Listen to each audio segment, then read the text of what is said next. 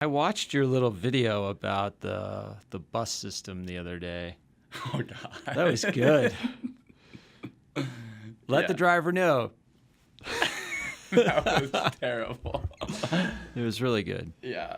I had a first date with a girl, and she had Googled that. Oh, and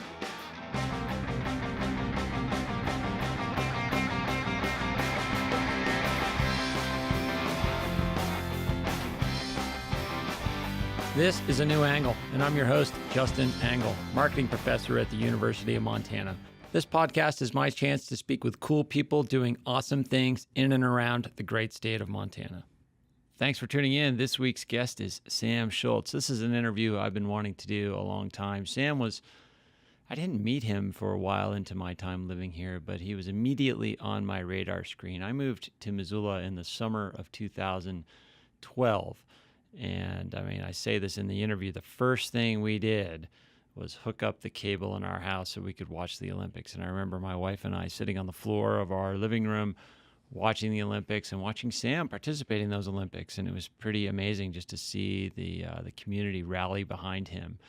And today we talk about the journey that led him to the Olympics in 2012, but also the journey he's been on since then. And that's where we focus a lot of our energy. Sam has...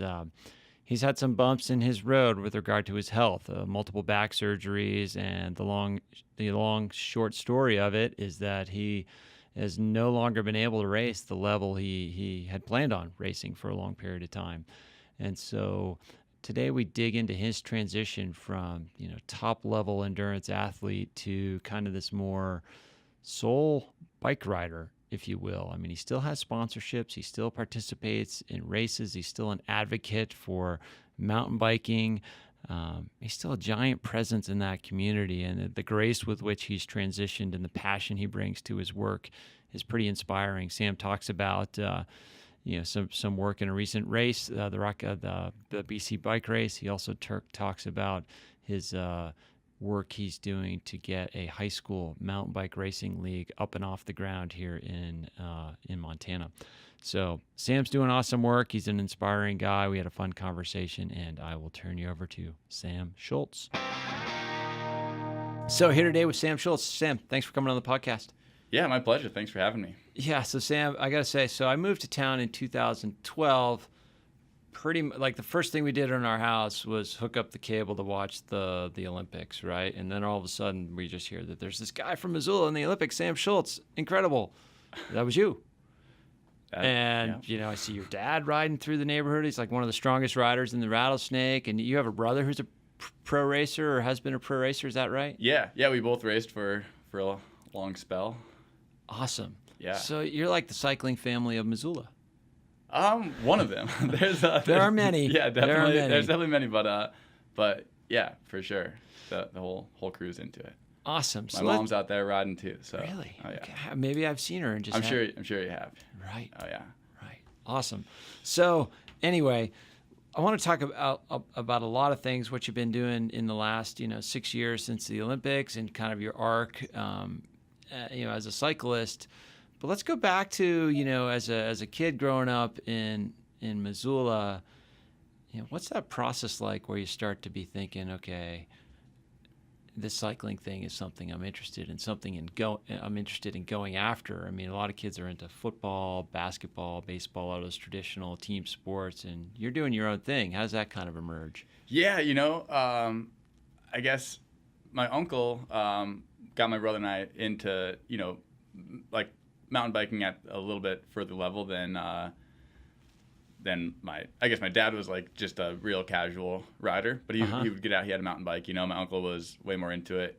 Had like the latest and greatest. Had done a couple races, and so he got my brother and I into it. And he was here in Missoula too. He lives in Anacortes, Washington. Oh, got it. Okay. So we would visit him. He'd line up like his friends' sweet bikes for us to ride, and we'd go. He'd show us kind of what you can do on a mountain bike. There's some sweet riding around Anacortes too. Really cool riding. Yeah.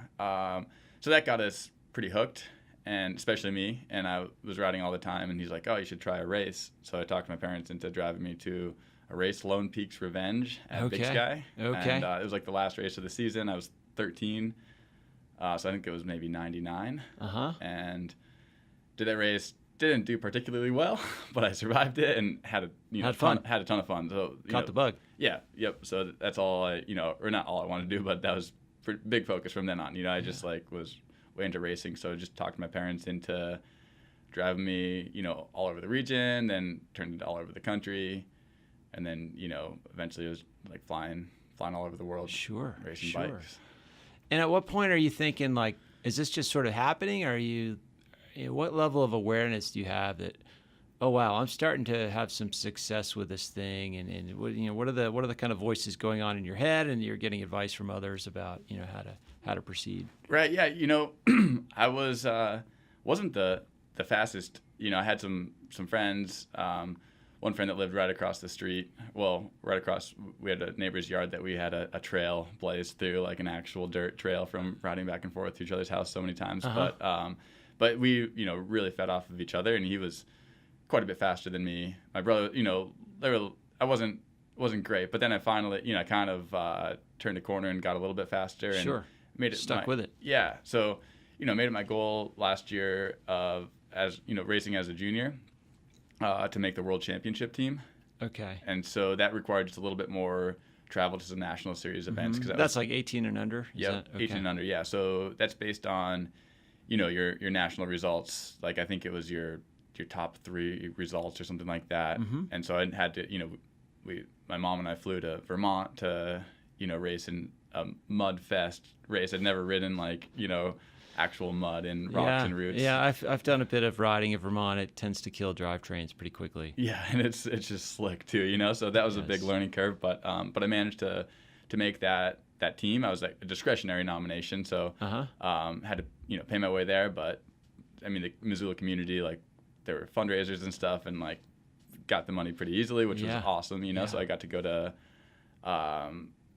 it was Switzerland. Lugano, Switzerland was the first world championships I went to, and then after that, I'd gotten tied in. I met some of the people at USA Cycling, and they were starting a development program that next year. So I got a call in the fall, and they were like, I had no plan. I just knew that I wanted to keep riding my bike, and that was a big focus. But I got invited to join this national development team for under 23 riders, and that was like a dream setup for me, because we got trade team type of support, but we could, finish 250th place and not get fired, so it's a little safety net. It's a safety net for sure. Yeah, but also some freedom to experiment, to try different things, to sort of, you just feel a little security. It enables you to maybe take some risks or just Definitely. Be more secure. And to figure out, to make that jump from a junior rider to the pro ranks is really difficult. It's just such a big jump, and that's what USA Cycling saw, that hurdle was too big for people to take it to the next step. So that's why they started that program, is to sort of help with that hurdle. So and at the time, who are your? I mean, you're still living in Missoula, traveling a bit, but who are your? You got to have some role models in town that you're sort of getting out on training rides with, getting insight and advice from. Is that? Yeah, for sure. I mean, the community here has a lot of really strong riders. I mean, Alex Gallego was my coach early on. Got out on rides and gave me a lot of good advice and helped me take it to the next level. Jamel Hahn and Kiefer Hahn, the old Hahn brothers there. Sure. Man, they were just so cool too, and they I used to ride for this club team, Five Valley Velo, and Jamel was the junior coach. Okay. And right off of he had just been racing on the pro road circuit, so he was just this hero, complete hero, and showed the couple kids that were into it. There weren't many. There were sort of 3 of us that were psyched on cross country racing, and he took us on rides and showed us the ropes and taught us a lot. Sure. I mean, that's kind of your North Star, your mentor, somebody, or collection of people that can show you what's possible. But at some point, I mean, you kind of, and this is not necessarily to draw comparisons between you and all those great riders, but at some point you kind of transcend. And that was the point where I sort of came into just being aware of you. Coming to town, and they're like, oh, Sam Schultz, the local hero, the Olympian, turn it on and watch him race. So there's got to be this inflection point where this is really happening for you, and you're I'm sure all these people around you have said this sort of stuff's possible, but for it to then become possible, it's got to be, or not for it to become possible, for it to actually happen, it's got to be pretty amazing. Yeah, definitely. I wasn't ever really focusing on trying to have a career in mountain bike racing or even go to the Olympics. I was just loved riding my mountain bike and trying to get faster, kind of a big dork, just like geeking out about what, my friend Logan and I would like count grams, like insane. Okay. I had like the lightest bikes I ever had when I was in high school because just like cutting weight everywhere, just being ridiculous, but we just loved, we just geeked out about it and just loved the whole process, and the training process. I started to really get into that and just eking out, watts wherever you can and trying to just, figure out what works for me personally. Mm-hmm. And then, so part of that development program, I got to, live at the Olympic Training Center, be surrounded around, peers that were also... Sure, the culture, the whole thing. Yeah, so that was pretty cool, and it was when I was on that program, the manager of that team was, he's like, you need to, change your mindset. Like, you should be doing this, like, focus on doing this as a job. And I was like, oh, okay. It was like, definitely like sort of good advice. Yeah, but like you need to bring some professionalism to this. Yeah, not that he's like, it was more like he was pointing out that I could do that, which was, I was like, whoa. No one's ever really told me that, So it was actually really cool to hear, So I was like, maybe this could be like a job, So that like sort of shifted my perspective a bit, sure. And then still the Olympics weren't really on the radar until, I got named to the Olympic long team before the Beijing Olympics, and that was a long time. That was like 2008 was the year of the Olympics, the Beijing Olympics, and so I was like, well, I'm on the long team. I didn't really have any shot of making the actual team. Okay, so explain that distinction. So the long team. So the long team basically they choose people, like it's a total of 6 riders that are doing well at international competition, like the best placed riders at international XCO format racing, and they pick, depending on what our nation ranking is and how many start spots we get at the Olympics, it's anywhere from 1 to 3 start spots at the Olympics. Okay. So they pick the Olympic team from that long team that was announced the year before. It's more just like a way to keep people honest, make sure that there's enough talent actually traveling to these international events to get points to actually get enough start spots. Sure. So the long team is just sort of a formality a bit, But I was like, oh, I'm sort of actually... You're in the conversation. I'm in the conversation, And that kind of brings up a question. I know we've talked about this a little bit before, but... as a cyclist, mountain biker, whatever, like the Olympics aren't necessarily the thing that's on the radar screen, or maybe they are. But it's. You're thinking World Cup or national circuit. Yeah, World Championships. You win World Championships, you get like a special jersey that you wear the whole rest of the year. And it's that's a big deal in the cycling culture, and I didn't quite realize I was definitely in the bubble land. I was just like, oh, whatever the cycling community thinks is the biggest is like the most important, but the Olympics obviously is a lot wider breadth, a lot more people. It's a lot bit more visible to a lot more people, and it means more to a lot more people, obviously. So it was interesting to sort of figure that out. Yeah.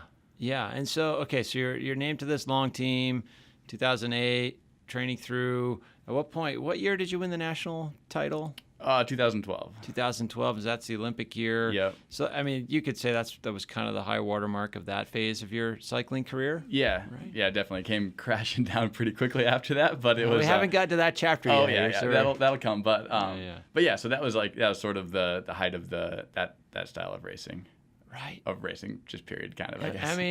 I'm speaking from like a total fanboy here. Like, what's it like to represent your country? Like, how's that feel? Man, it was cool. That was one of the most amazing parts of it, is just having that support and just knowing that like you're representing the country and everyone's behind you. And especially, it seems like going to the Olympics as, a Montana resident, there weren't, I think I might have been the only Montana. There might have been one wrestler. It's not a large number. Not a large number of Olympians, So I got, it was cool. I got some, really good support from that, and definitely fed off of it. That's funny. I've lived in a few places, and now living in Montana, it's sort of normal to be here, and this is just sort of our home. But like, Montana's got a novelty effect other places in the world. Definitely. Oh yeah, and like at the Olympics, I had a good group of family and friends that were there cheering, and they had Montana flags. Oh yeah. And people were like, "What country is that?" It's bigger than most countries in the Olympics. Right. A lower population though. Anyway, so yeah, you alluded to it. So yeah, things took a turn for the worse health-wise. You had some really challenging struggles with your back. We don't need to get into the details about that, but what I find interesting and really admirable is like you had a series of injuries that sort of took away your ability to perform in that arena at that level, right? At the World Cup cross-country level. Yeah. But now you've kind of found this really interesting and inspirational presence in cycling, both as a coach for the cycling house, as somebody who's an advocate for high school bike racing, but also you're kind of on the racing scene yourself again, just fresh off of the BC bike race. You've talk about that. Yeah, I mean, I guess I was pretty focused on racing for a lot of years, so I was like, oh man, I can't do this anymore. I don't really know quite what I want to do. And, I had a couple of back surgeries and like fought really hard to try to get back to racing and was just beating my head against the wall, and I finally realized that, maybe I can't quite do what I used to do. And so decided, I would just kind of do what I wanted to do and try to keep some sort of foot in the door with Which the is industry. very different. Just to interject, Sam, that's very different from sort of saying, well, I'm going to go find a job at the hardware store. Nothing is working at the hardware store, right? But yeah, a lot of people sort of aren't able to have the courage to do the sorts of things you did, to put a portfolio of cycling-oriented activities together. Yeah, and I was, definitely lucky in a lot of regards. I hit the tail end of like making some sort of reasonable amount of money in the bike racing world, and I didn't have many expenses when I was racing, so I saved some money. So sure. It was nice to have the, not have to rush into a job that I wasn't psyched about. You're not selling your bikes to pay rent. Right. Yeah. So, I mean, I'll still sell my bikes and maybe pay some rent with it. But keep me in mind. But no, I don't. Don't have to. So it's a good spot to be. So I'm not stressed, and it's let me just really take my time. Maybe a little bit to a fault, but I'm just I've been enjoying the process. So I was like, well, I can't race anymore, so I was still working with this team as the Ride Biker Alliance, and I was like, all right, well, maybe I'll try to build out portfolio of a few sponsors and travel to some events and do like lead group rides on the course and try to teach folks. That flopped. Like nobody showed up to those pre-rides. I'm like, oh man, this sucks. You stuck in a term there. You're showing them what? Oh, like pre-riding the race course, which is something that like usually if there's a cross country race, you show up. Oh, that flopped is what you said. Yeah, sorry. totally. Yes. What on earth did he say? Yeah, no, that was a flop. Okay. It didn't really go super well, and it's just challenging to try to. I don't know.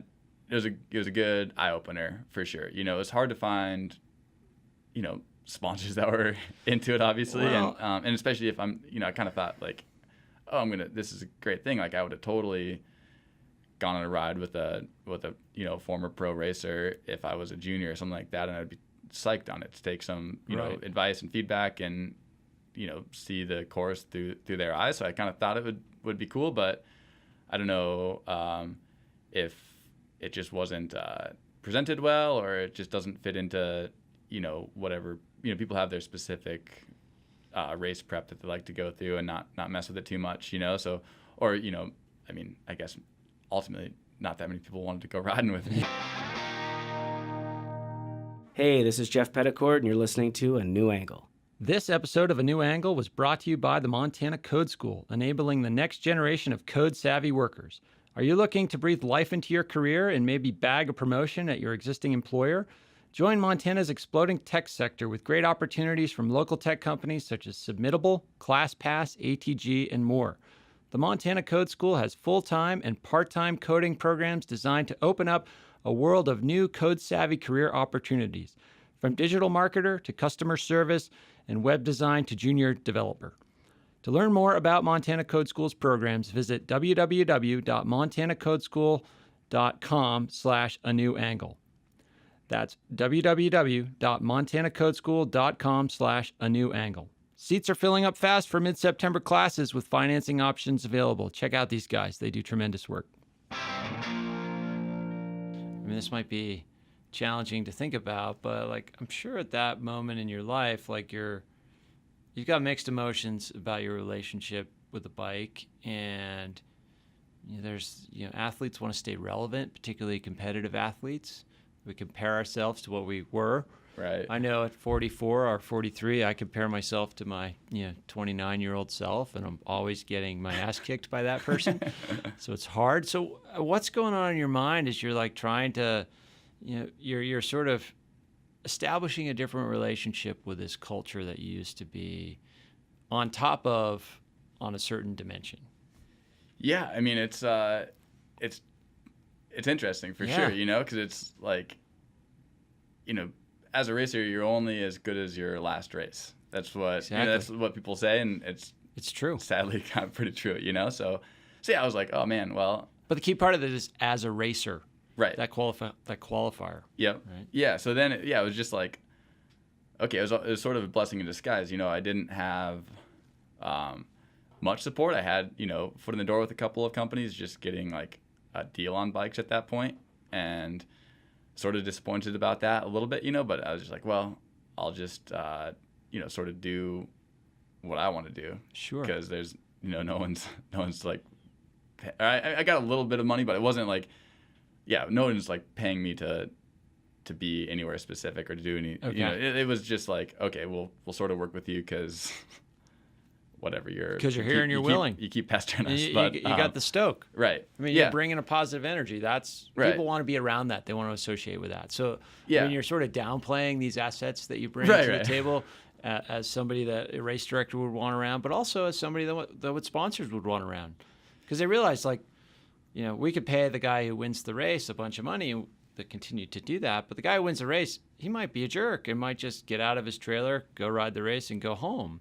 Yeah. But if he wins the race, he keeps the sponsorship. Well, that's the interesting thing, too, is, when I started racing, social media wasn't really a thing, And so it was just about race results, but I always knew it's like, it's more than that, obviously. You can't just, like, leave your fancy team trailer, get on your bike, and just race and not talk to people or interact. Like, that's not, that's not really valuable unless you're winning everything, and even still it's like and then you're putting a lot more pressure. So I was always pretty decent and like mindful about just trying to have a little bit more presence, but it was sort of hard to even get any place to like.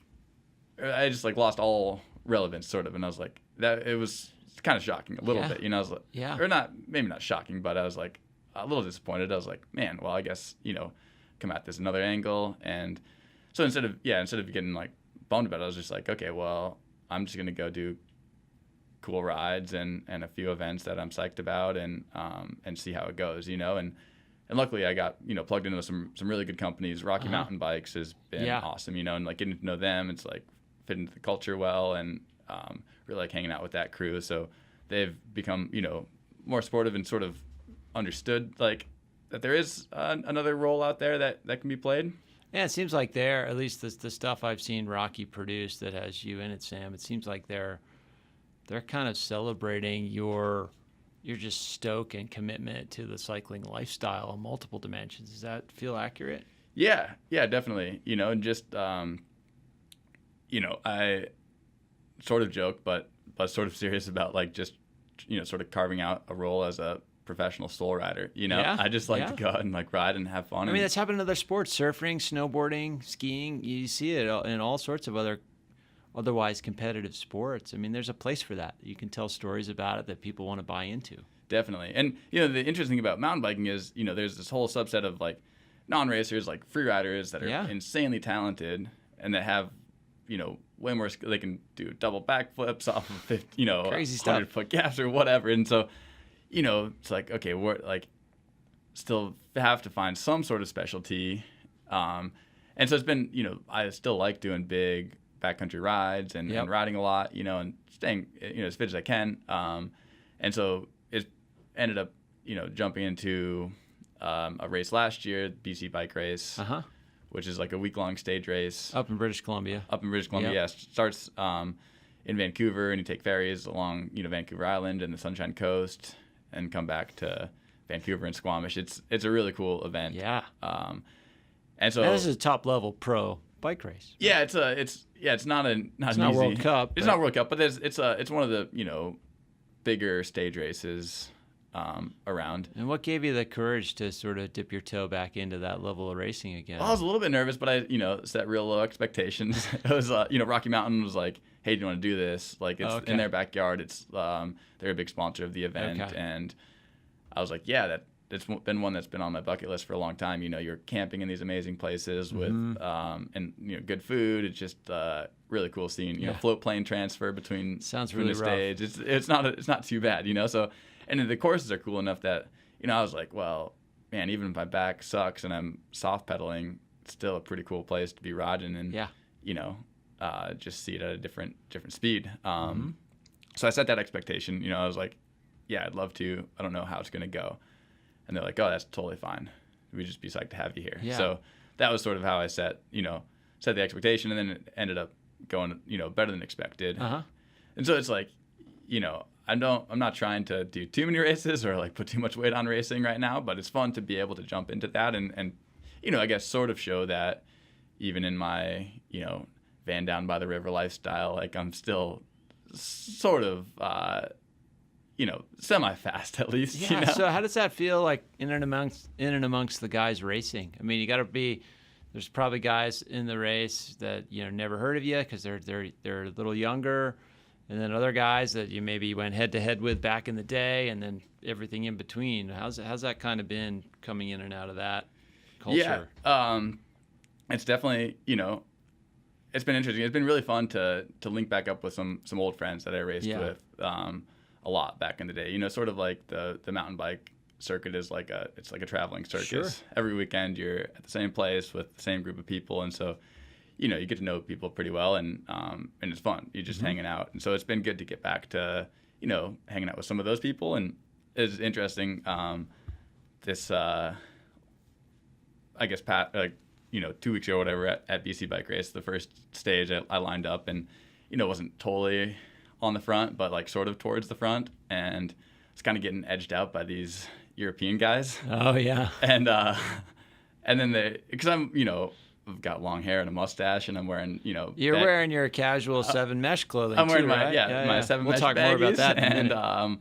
And it's definitely a lycra dominated sport. Yeah. And so those European guys told me later, they're like, we're wondering what that guy with the long hair and the mustache was doing near the front, and then they're like so they sort of apologized, but right. It's sort of funny. Absolutely.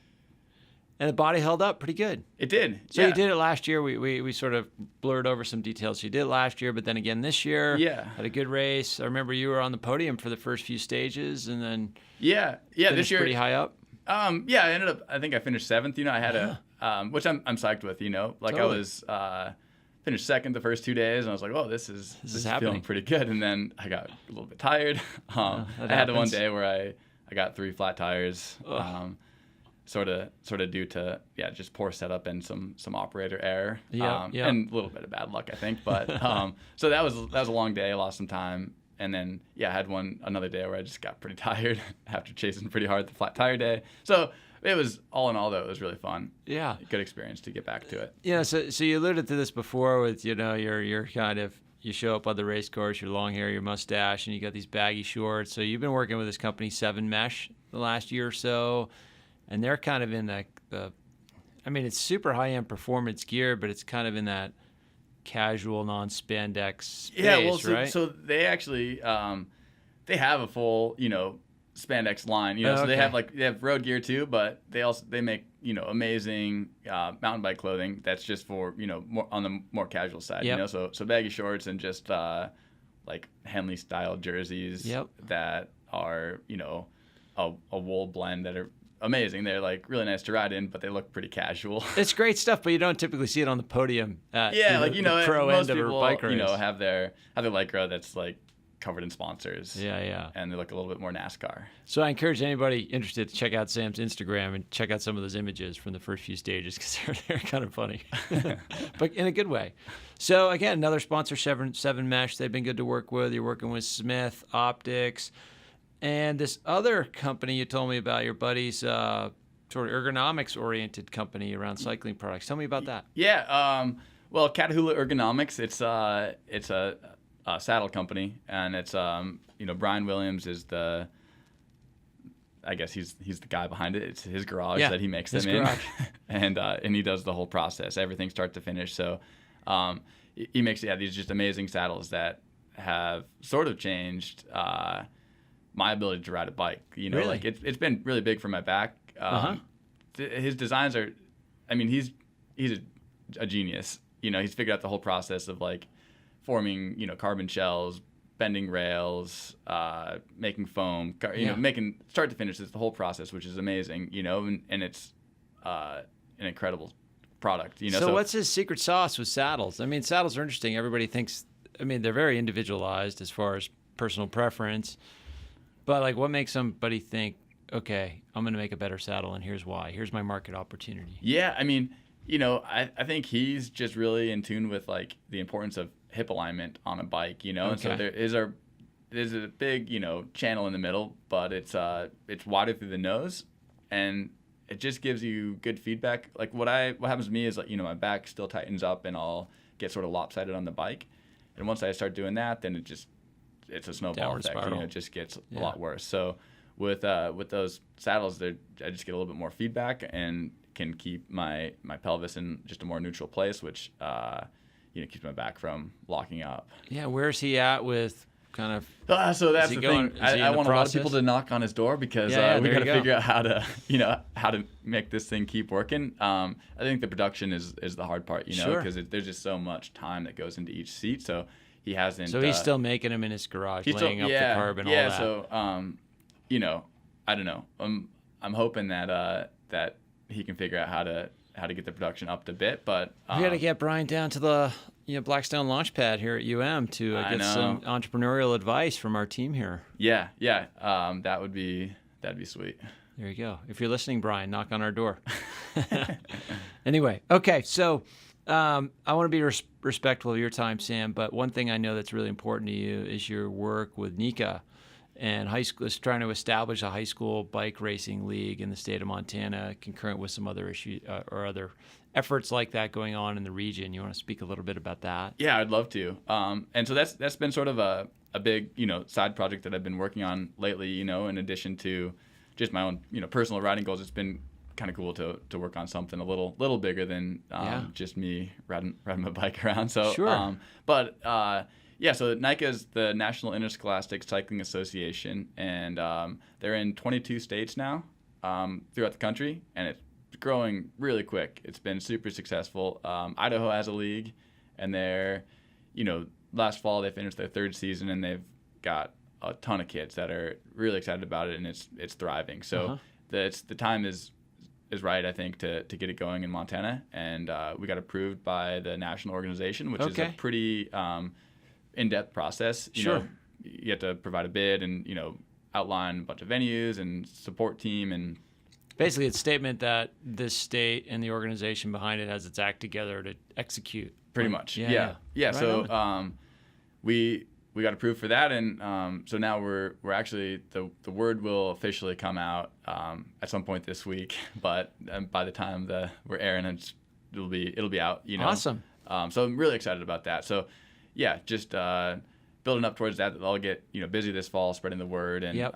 Is it a fall season for it'll be kids? a fall season. So yeah, we're gonna as long as everything goes smooth, we should be coming out as fall of 2019 will be the first year that we're fully functional with a race series and everything. So this fall it's just like getting trained by the national organization and spreading the word, checking out the venues, making sure that everything's good to go. Yeah. So, the big thing that we're looking for now is, coaches in as many communities as we can get them. Sure. That's the key, and the cool thing about NICA is they provide really great coach training. So you don't have to have any mountain bike experience to be a coach. It's the most important thing for the coach is, I mean, it's great to have some that are, in tune with riding, but biggest thing is that they're good with kids. Yeah. And like working with kids and keeping it fun. So it's well supported through, the training and makes it pretty easy to take on.